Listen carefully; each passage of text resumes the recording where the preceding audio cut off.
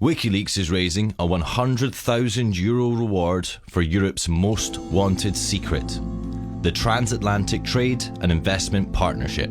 This is something enormous. It is about a final control, and it's the United States saying there may be another power in the world, but we will be the ultimate power. The Ttip is the most important thing that is happening in Europe right now.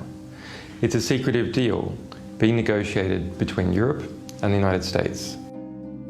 Once signed, it will cement a key part of the US government's plan to create a new global bloc that will ensure the dominance of its largest companies.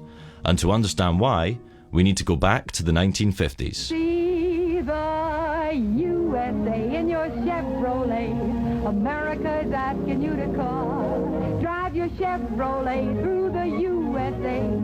After the Second World War, the United States accounted for half of the world's economy. Its influence was unmatched by any country, and it was able to write the early rules of international trade to its advantage. The World Trade Organization was created in this context, and the US dictated rules that favored American business.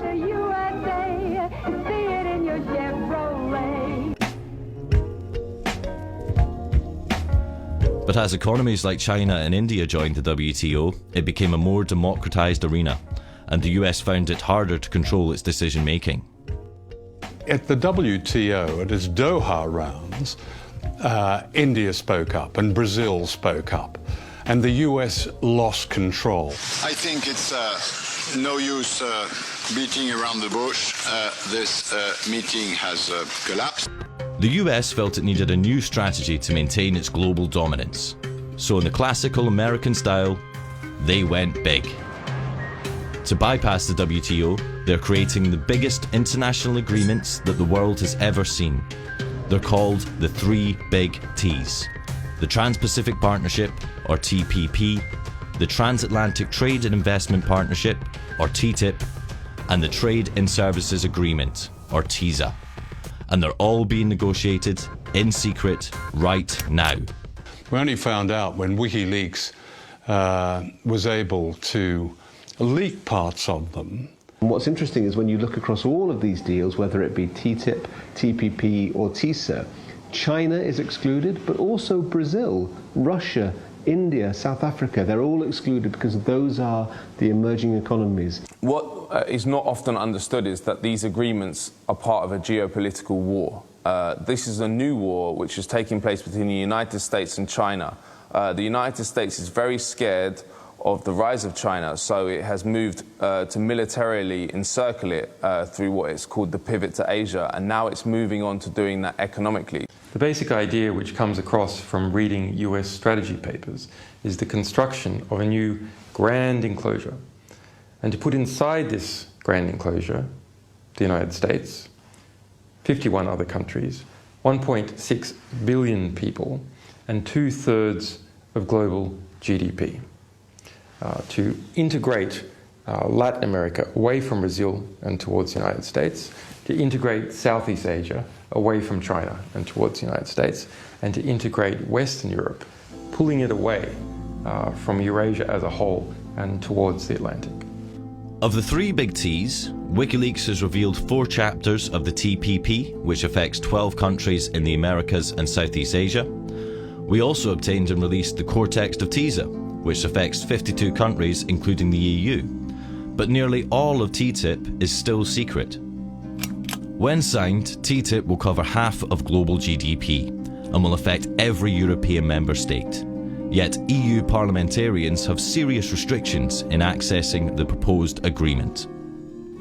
Yeah, I found it incredible as well that for something which is a trade agreement, not a matter of life and death in terms of security, where maybe you can understand some restrictions, and we don't even like those very much, but for a trade agreement, you know, that we can't actually make notes about what it is we're reading, issues that we might want to take away to look into, which actually might reassure us, you know, if we really were able to sort of take this away and look at it in depth. We don't have access to the key documents, the most important ones, because the devil is in the detail. When it comes to trade agreements, you need to know exactly what's in the text so that you can assess what the impact's going to be. If EU parliamentarians want to see the TTIP, they have to call the US embassy and make an appointment. The appointments are only available 2 days a week for 2-hour time slots.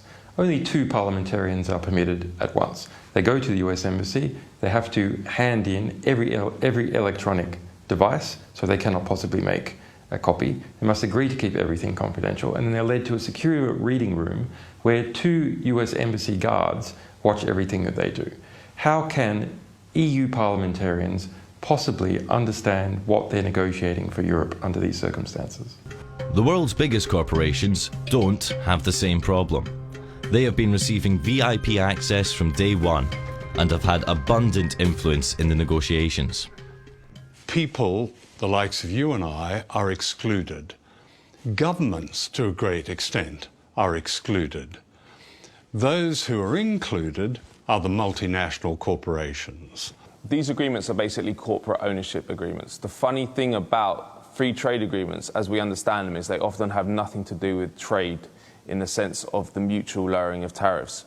What they're about is enshrining an investor rights regime in the respective countries and ensuring that corporations can run wild in the respective economies with very, very little regulation or impingement by government or authorities. These treaties will have huge, huge implications for literally almost every critical issue that an individual citizen or community would care about: health, education, the environment, privacy, access to medicines. I mean, the list could go on. One of the most criticised aspects of TTIP is a system called the Investor State Dispute Settlement, or ISDS. It's a secretive international tribunal that allows companies to sue states over virtually anything that they can claim affects their investment. If a protest affects their profits, they can sue. If laws affect their profits, they can sue. If new regulations might impact what they want to do with their money, they can sue. This is a new power which will be handed over to US corporations to sue the governments of Europe in a parallel judicial system which is available to them alone. So people have no access to it, domestic firms have no access to it, governments have no access to it. It's just there for foreign investors, in this case, US corporations. Based on ISDS history, critics argue that European state sovereignty and democracy are at serious risk. Previous lawsuits include Swedish company Vattenfall suing the German state for $3.7 billion for phasing out nuclear energy. British American Tobacco sued Australia for passing a law limiting cigarette advertising.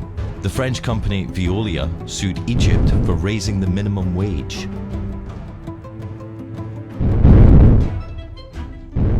TTIP advocates say that in order for the EU and US to become a single market, regulatory barriers need to be eliminated. This way, for example, a US seatbelt manufacturer already selling seatbelts domestically wouldn't need to test for safety a second time, as the EU would agree to recognise the US safety standards. They argue that this would save costs, create jobs, and lower prices for consumers. But just how safe are US standards? So in the USA, 70% of all processed food sold in supermarkets contains genetically modified ingredients, whereas in the European Union, we've said quite clearly we don't want GM ingredients in our food chain. Similarly, in the US, 90% of all beef is produced using growth hormones, which have been found to be carcinogenic in humans. So they're banned in the European Union. And what the US government is saying is that under TTIP, under the free trade rules that they want to bring in, European consumers don't get the right to choose. TTIP includes all the most important public sectors in Europe, including education, water, railways, postal services, and most controversially, it also includes public health services. What is so scary about this is that corporations want to lock in their power.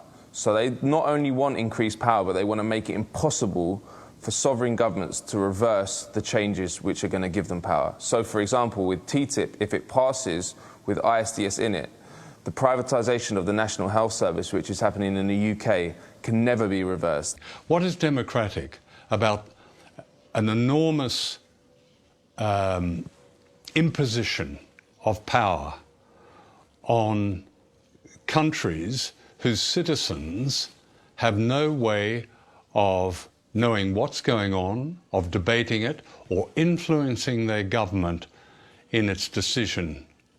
That's anti-democratic. The history of these agreements shows that they're very difficult to change unless people can see what's in them. And that's why they're kept secret. Because when the contents are revealed, it generates an opposition. Wikileaks has had considerable success delaying the TPP and opening up the debate around it and the Tisa by releasing the secret draft texts. Our publication of an earlier proposed US-EU agreement, the ACTA, killed it entirely. Wikileaks is raising a €100,000 reward for Europe's most wanted secret, the Transatlantic Trade and Investment Partnership. Help the world become a more transparent place. Do your part. Go to wikileaks.org/ttip-reward.